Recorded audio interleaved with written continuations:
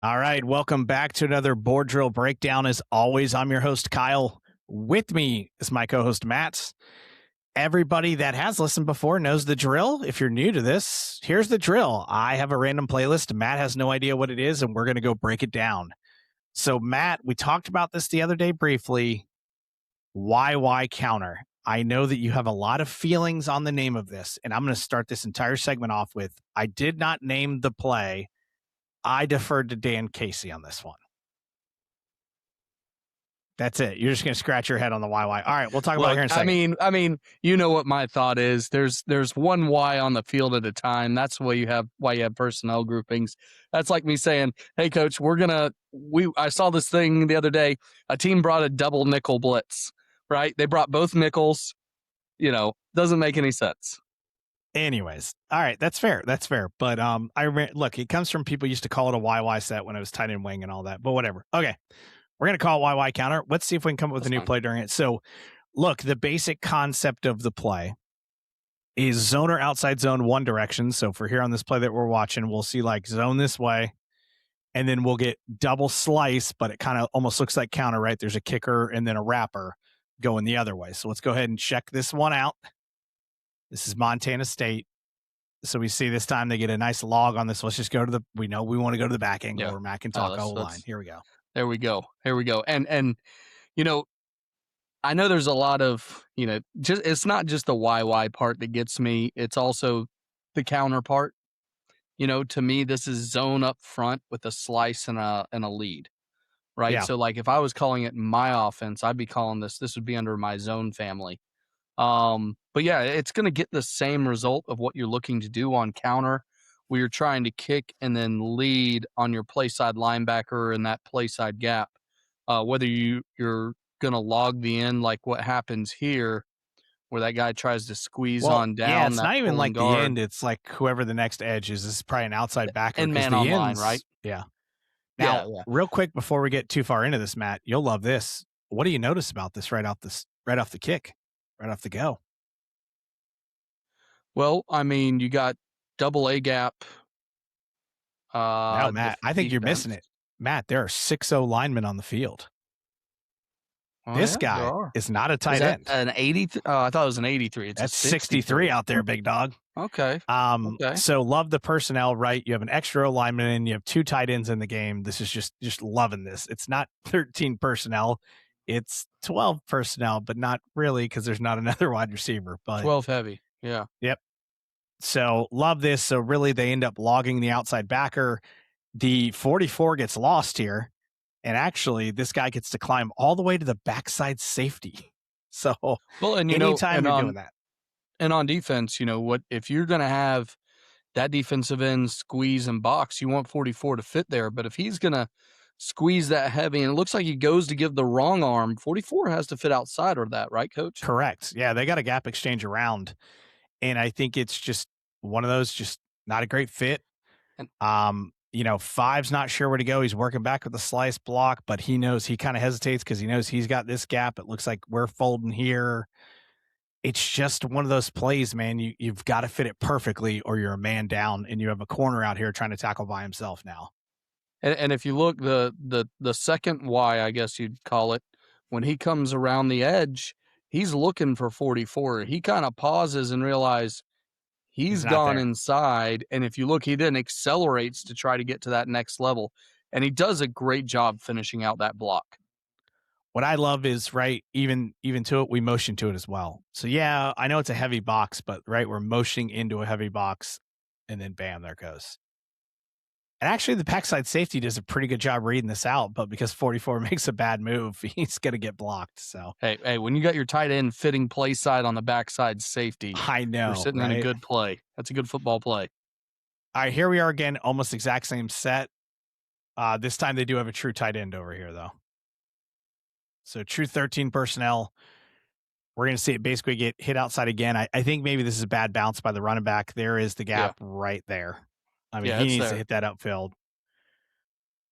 But he makes it work. So let's go down to the next one. That was kind of I think not as good an example, but we'll look at this one right now.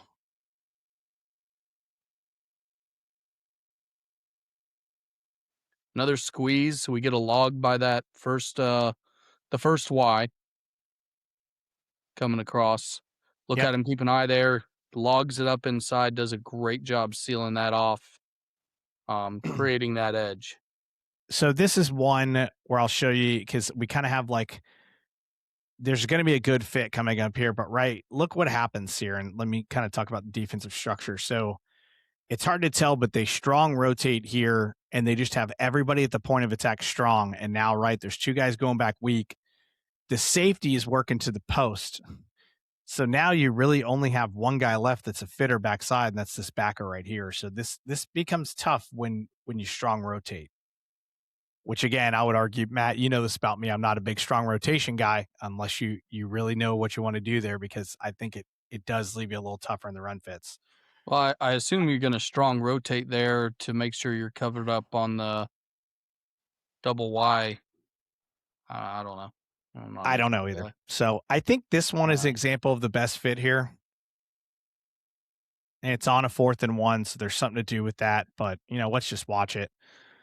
So again, everyone's in the box. I'm well aware of it, but they do a good job of basically like right that's your safety here. He's up. Oh, sorry, go ahead.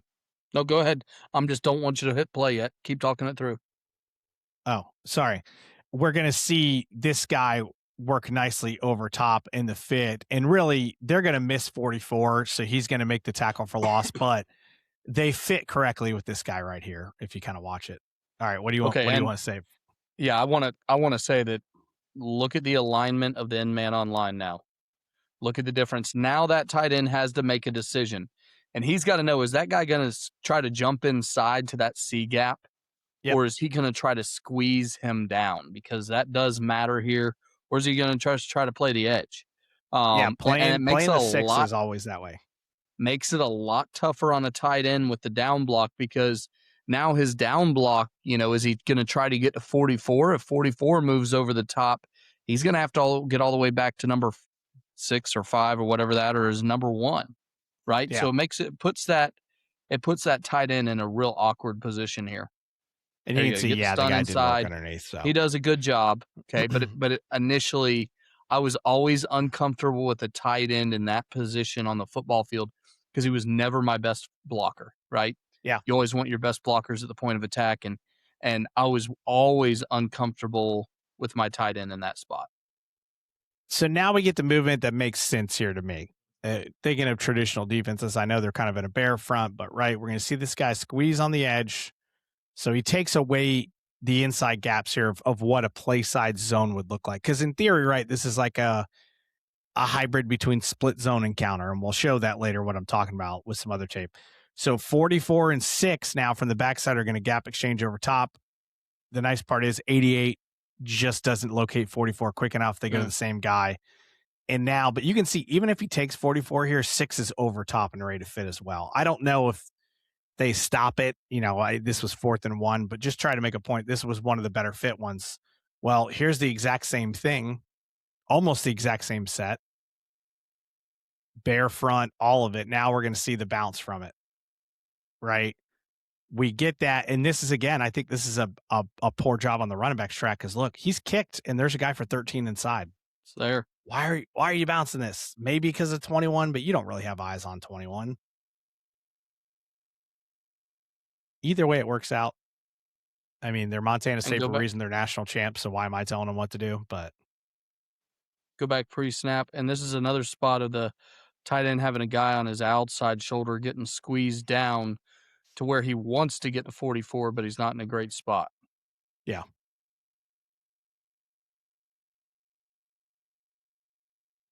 So anyways, some good looks. You now saw a YY counter against some odd fronts, some even fronts, all that. All right, now we're going to show some Missouri tape. I get that this isn't the same set, but the fullback here is a tight end.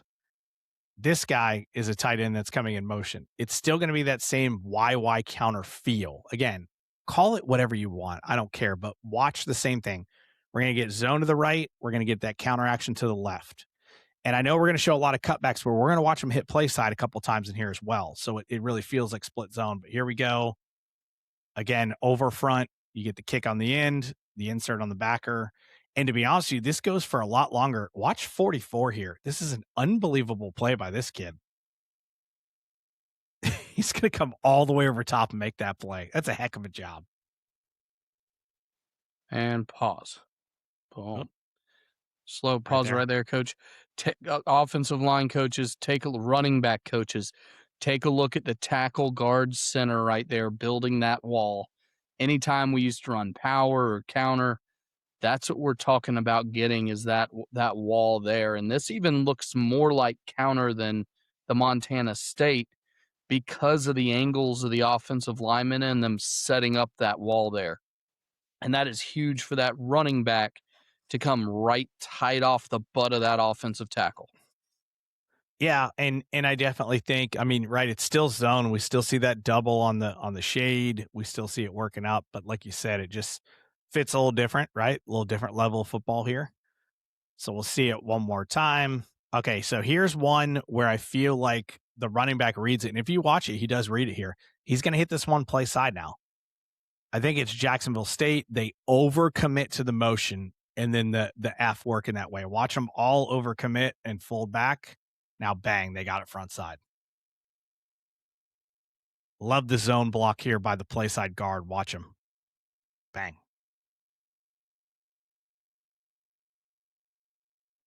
So this is where I kind of appreciate it. There is clearly a read to this here. Mm-hmm. And when it hits front side, kind of like split zone, when it hits front side is when the defense rocks too many guys back, and it usually goes a long way. And look at that pre-snap picture that the running back gets. When he's out of the pistol there and he's looking downhill, there's no one between a 1 and a 5, right? Correct. 6 motions into the picture. So it's a beautiful picture when you're a running back and you see that wide open gap. I mean, you got a big open gap there. Yeah. And that becomes very easy. All right, we got a few more here. This one's a really nice cut. So this is why I realize, at least for Missouri, they're reading this. Because watch, he's going to press front side here and make the cut really late. And this is a really nice cut by back. I know it doesn't go a long distance, but look, he's pressing front side and now bang. And this is the right cut. And he keeps it tight here, right? There's a guy for 44, but 44 really does a good job going inside of it. And he just says, hey, you know what? I got to plant my foot and get uphill here. Now for the beauty, Matt. You ready for this? Watch his run afterwards.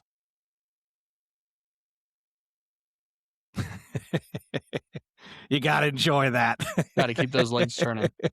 Love that. But I think this one's a great example. I'm not saying, I don't know whether Montana State, how they do it, but you can definitely tell that Missouri at least has some kind of read element because he is pressing front side here.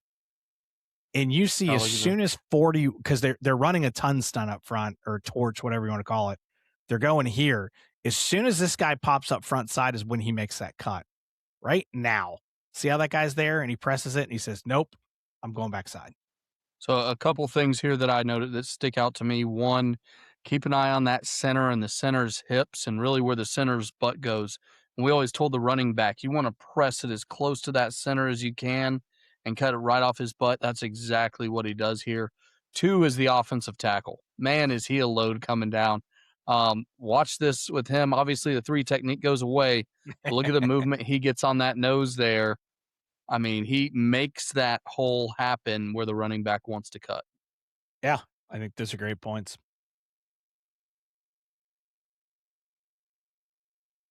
So here's one again. You know, we have all the clips. Here's one they don't do it as well here. So now they get a blitz. This is where it's a little different. When you get that really hot athletic blitzer off the edge, it's hot. He's an athletic dude. And what he does is basically he's able to outrun the slice blocks. Which, look, that's going to happen from time to time. They're not really used to looking for that guy.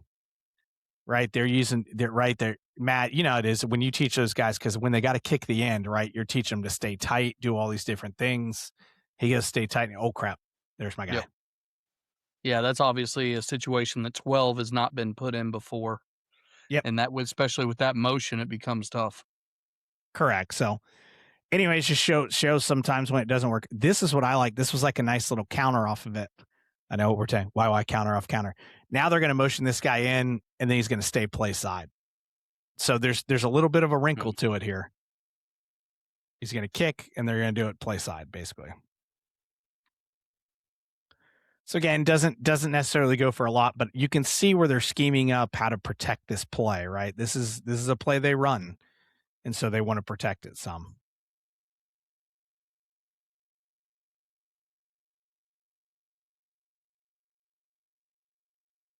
Kind of feels like that. What's that Tennessee counter that they do where they come in and do that, Matt? Yeah, that's what I was gonna say. The high pull where he motions the H back and comes back Yeah. across. Yeah. So I know a lot of people are going to say, well, hey, I feel like it wasn't the same play. It's not YY counter. There's a fullback. Well, guess what? Here's the same two personnel. Now they're going to run YY counter just like Montana. So in case you were wondering, they run that variation too. I've got it on film. That's why I tagged them all together. Again, I'm not really necessarily looking for the same structure, but what we're looking for is people doing similar things. And again, here's a very similar thing right here. Kick, wrap. Yep. I know he goes a long way, but the Mississippi State linebacker does a great job here working forward, number 7, and then rocking back. I mean, just nice play by him. Just doesn't finish.